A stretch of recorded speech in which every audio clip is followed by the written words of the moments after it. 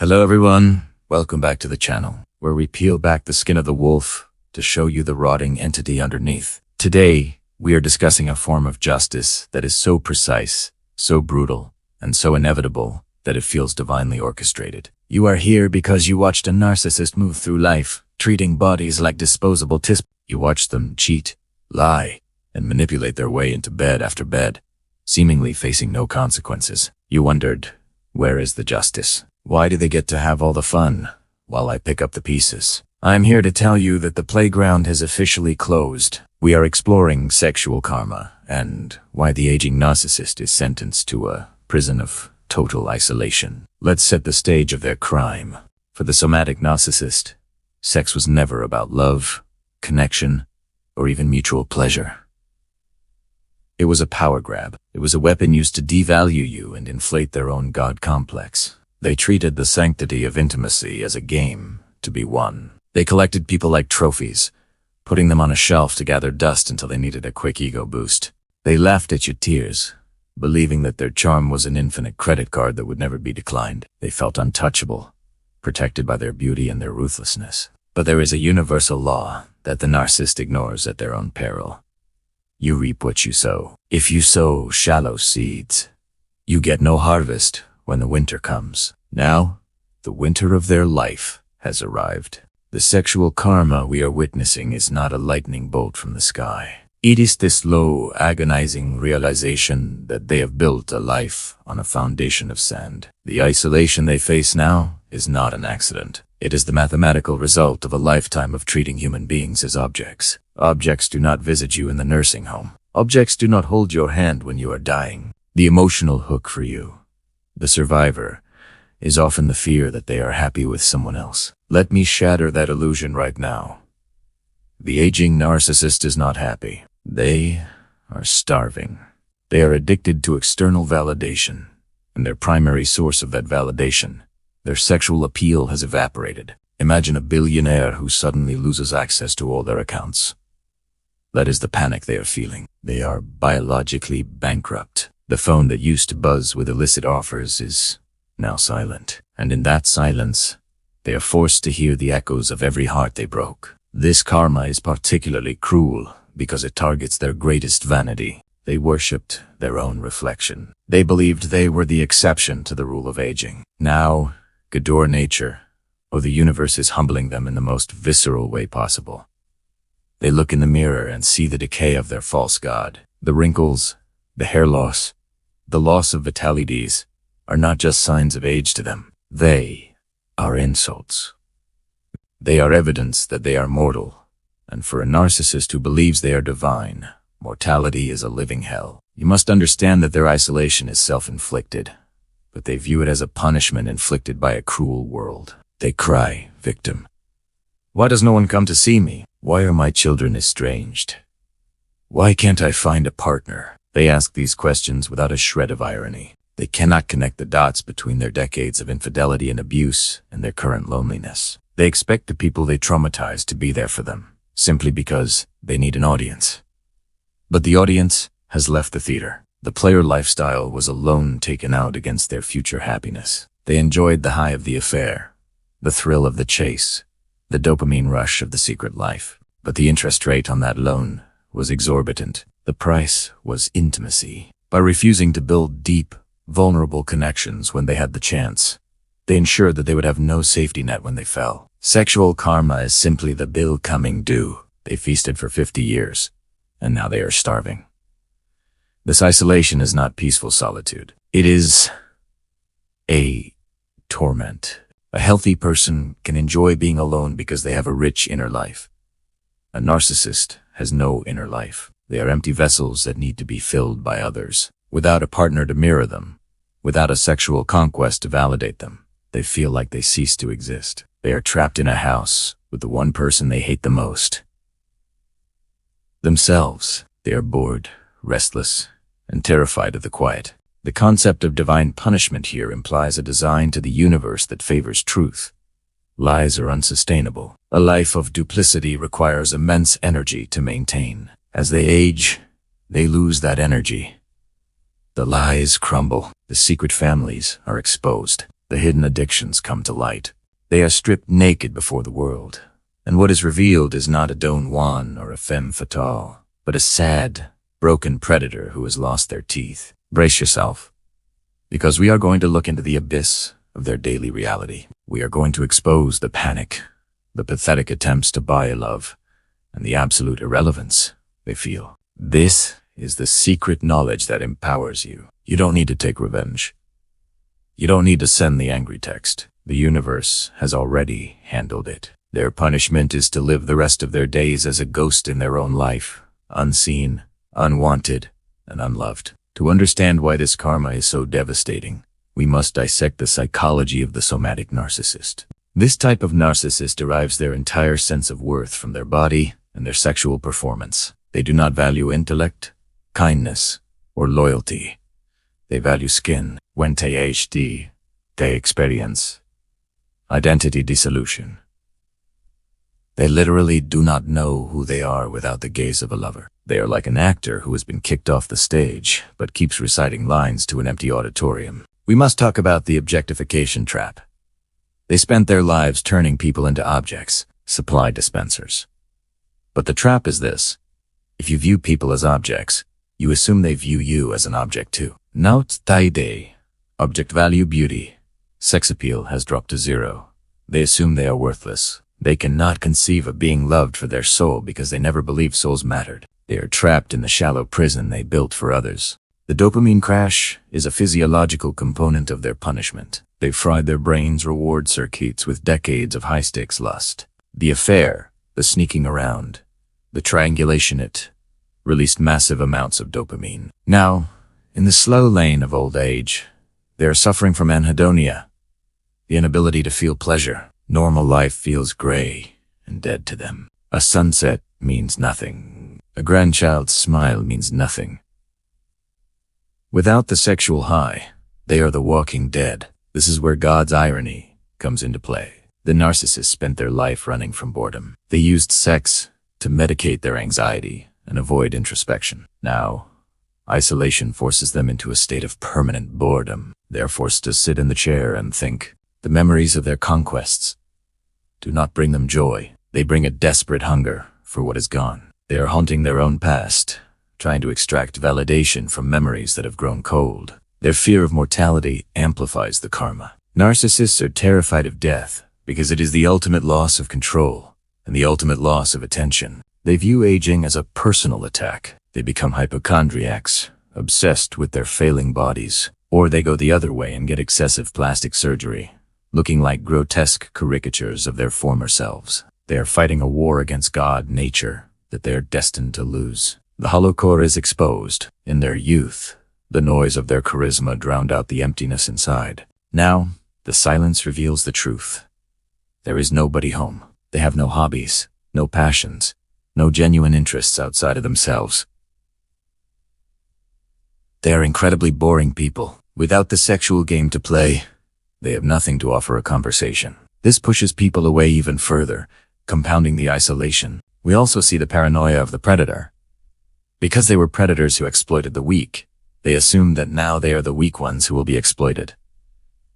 They trust no one. They think the caregiver is stealing from them. They think the new neighbor is laughing at them. They live in a fortress of fear, barricaded against a world that isn't even trying to get in. They are protecting a treasure chest that is empty. The transactional mindset backfires. They taught their children and partners that relationships are transactions.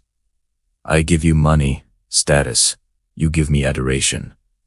Now, they have less to offer. The transaction is no longer profitable for anyone. Their children, having learned the lesson well, have moved on to more profitable, emotionally fulfilling relationships.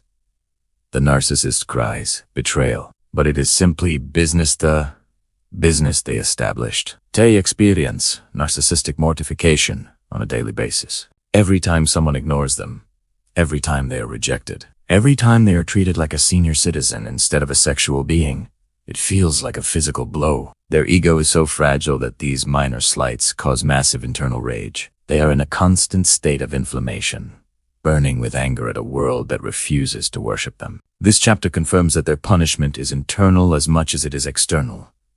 They are rotting from the inside out. The spirit that rejected love is now being rejected by life itself. They are becoming irrelevant. And for a narcissist, irrelevance is a fate far worse than death. The dramatic turning point in the narcissist, as life happens when the dynamic shifts from hunter to nuisance. In their prime, they were dangerous. They could break your heart. They held the power. Now, they are just annoying. They are the creepy old person at the bar who doesn't know when to go home. They are the bitter relative who ruins Thanksgiving. The power has shifted.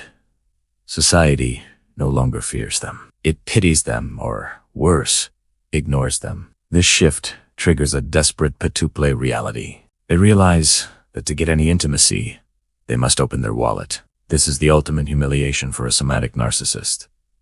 They used to get sex for free. People competed for them. Now, they are the ones paying for dinner, paying for trips, or hiring escorts just to feel a human touch. They know it's fake. They know the person is repulsed by them, and it eats them alive. The hoovering of the dead begins. They start reaching out to exes from 20, 30 years ago. You might get that random text. Thinking of you. This isn't love. This is a frantic attempt to find a host. They are rattling the cages of every victim in their history, hoping one is damaged enough to let them back in. When they are met with silence or blocks, the realization hits. The bridge is burned. The supply is gone. They become energy vampires of the worst kind. Since they can't get sexual supply, they settle for pity supply. They weaponize their health. I'm dying. I fell down. No one visits me. They try to guilt trip you into contact, but unlike a normal aging parent who wants connection, the narcissist wants to drain you. They want to complain, to blame, to make you feel small, so they can feel big one last time. The envy of the young turns demonic. They look at young couples with a hatred that is palpable. They cannot stand to see others enjoying the season of life that they squandered. They might try to sabotage their own children's marriages or make inappropriate comments to their grandchildren's partners. It is a grotesque display of jealousy. They want to extinguish the light in others because their own light has gone out. The social discard becomes official. Their friends who were mostly shallow drinking buddies or enablers are gone. They are dead, or they have moved on. The narcissists never built ride-or-die friendships. They have no community. They sit in a house that is slowly falling apart, much like themselves, surrounded by relics of a life that was all style and no substance. They begin to experience digital rejection. They might prowl dating apps, lying about their age, or using old photos, but the real-world meeting always leads to rejection. The look of disappointment or disgust on a date's face is a dagger to their heart. They are confronted with the reality of their physical decay over and over again. The internet, which promised endless supply, becomes a mirror of their obsolescence. The secret life leaks out. As they lose cognitive sharpness, they get sloppy. The hidden porn addiction, the secret bank accounts, the Lizette, all comes to the surface. The family finally sees the full picture. The mask of the respectable elder is shattered. They lose the one thing they still craved: respect. They are exposed as a perverted, sad old fraud. They start talking to the void. You will see them muttering to themselves, reliving old arguments where they win. They retreat into a fantasy world because the real world is too painful. They rewrite history, convincing themselves that they were the victim, that you were the abuser, that the world was unfair. This solipsism is the final wall of the prison closing in. The turning point is the death of hope. They realize, deep down, that there is no second act. There is no new supply coming to save them. The movie is over, the credits are rolling, and the theater is empty. They are left alone in the dark with the sticky floor and the stale popcorn of their life choices. Now we witness the total collapse. The empire they built on seduction and manipulation crumbles into dust. The first pillar to fall is health. When a narcissist gets sick, they are the world's worst patients. They rage against the dying of the light. They abuse the nurses. They ignore the doctors.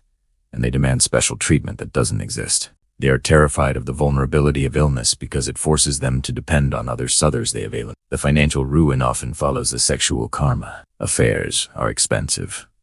Divorces are expensive. Trying to look young is expensive. Many somatic narcissists arrive at old age with no savings because they spend it all on the chase. They end up in stay-at-home facilities or lonely, subpar apartments. The luxury they felt entitled to is replaced by the smell of antiseptic and loneliness. The estrangement is absolute. This is the specific punishment of God karma. The Bible speaks of honor thy father and mother, but it also warns fathers not to provoke their children to wrath. The narcissist provoked wrath for decades. Now, the children protect themselves by staying away. The narcissist dies without their lineage. They are cut off from the future. They become the bitter antagonist. In the nursing home or neighborhood, they are the person everyone avoids. They spread rumors. They complain about the food. They try to triangulate the staff. They are desperately trying to recreate the chaos of their youth. But no one wants to play. They are isolated not just by walls, but by their own toxic aura. People physically recoil from them. The smear campaign fails. In the past, they could ruin your reputation. Now, no one listens to the crazy old person ranting about their ex from 1995. Their malice looks pathetic. They have lost their credibility. The weapon they used to control you has rusted shut. They shout their lies, but the sound is swallowed by the indifference of the world. They are haunted by the ghost of you. It's not that they love you. It's that they miss the utility of you. They miss the person who cooked, cleaned, listened, and validated them. They realize that they threw away a diamond to pick up stones. This regret is selfish, yes, but it is torturous. They know they had a good thing and destroyed it with their own hands. The final betrayal happens to them. Often, the new supply they left you for the one they swore was their soulmate leaves them when the caretaking gets hard. They get a taste of their own medicine. They are discarded when they are no longer useful. The irony is poetic and brutal. They die, realizing that loyalty is a currency they cannot buy. They sink into paranoia and dementia. The isolated brain deteriorates faster. Their lies and reality blur. They die, confused, frightened, and angry. They scream at people who aren't there. They fight battles that ended years ago. It is a chaotic, undignified end to a life that demanded dignity without earning it. The funeral is the final verdict. It is small, awkward, and devoid of genuine grief. People come out of obligation, checking their watches. There are no tearful stories of kindness. There is just a collective sigh of relief. The world feels lighter without them. Their legacy is not love. It is relief. This collapse confirms that sexual karma is not vengeance. It is physics. You cannot build a life on the destruction of others and expect the structure to hold. The foundation cracked, the walls fell, and the narcissist is buried under the rubble of their own ego. We have arrived at the final truth. The narcissist's isolation is the ultimate proof of God's justice. You do not need to lift a finger. You do not need to prove them wrong. Their life is the proof. The silence in their home is the verdict. They are living in the hell they created. A hell where the only company they have is the distorted version of themselves. Radical acceptance is your key to freedom. Accept that they will never apologize. They will never have the epiphany, and that is okay. Their misery is the apology. The fact that they are rotting in loneliness while you are building a life of peace is the only closure you need. You were the one that got away. By leaving, or by being discarded and rebuilding, you saved yourself. You escaped the sinking ship. If you had stayed, you would be their nurse, their punching bag, the sponge for their bitter rage. You dodged a bullet. You are the survivor of a shipwreck, standing on the shore, watching the vessel go down. Reframe the narrative. You didn't lose them. They lost you. You were the prize. You were the one with the capacity for depth, loyalty, and love. They fumbled the bag. They traded a lifetime of warmth for a few moments of heat. The heat has dissipated, and they are freezing. You are warm. Do not let them back in. If they reach out in their desperation, playing the frail old person card, remember the predator. The snake is old, but the venom is still real. If you let them in, they will drain the last of your energy to warm their cold bones. Keep the door locked. Your empathy is for those who cherish you, not those who used you. Your aging process will be beautiful. Because you have a soul, you will age into wisdom. Your wrinkles will be map lines of a life lived with emotion. You will be surrounded by people who love you for your heart, not your utility. You are aging into value. They are aging into obsolescence. The sexual karma is that they forgot the purpose of sex, connection. By making it about consumption, they consumed themselves. They ate their own soul. Now they are empty husks. Do not envy the husk. Pity it from a distance, but never touch it again. Let go of the anger. You don't need it anymore. The universe has handled the scales.